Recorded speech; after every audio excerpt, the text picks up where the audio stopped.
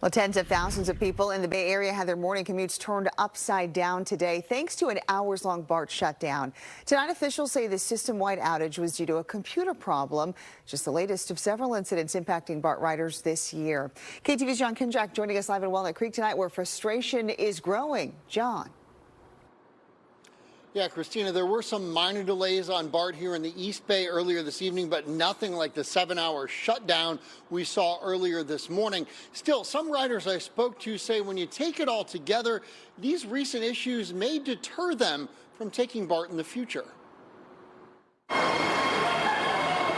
BART service was back up and running Friday night, but for riders who had somewhere important to be Friday morning, the damage was done. When you came to find out that it's not working, it's kind of frustrating. BART service usually begins at 5 a.m. on weekdays. Instead, there was no service at all after BART says ongoing overnight work to upgrade computer networks caused an unexpected problem. Something that they did triggered the whole system not being able to power up. Tens of thousands of people had to figure out another way to work or school or the airport. East Bay service was back up around 9:30, then full service was restored just before noon. It was good to see that everything was in a few hours got fixed. If this all sounds familiar, it's not just you. Back in May, a computer issue caused another system-wide shutdown, also impacting the commute.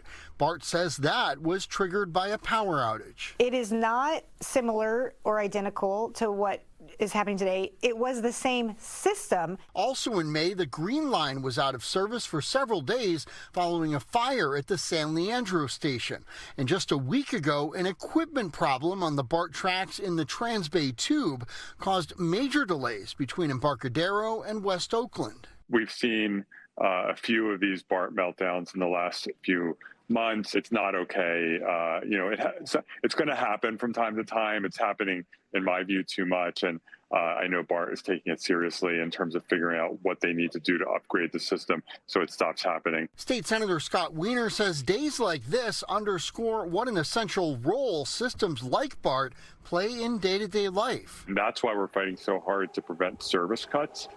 By getting more funding into these systems to stabilize them. But riders I spoke to say these service issues have them thinking twice about taking BART in the future. Well, it discourages it, of course. I'll check first before I actually drive all the way to the station.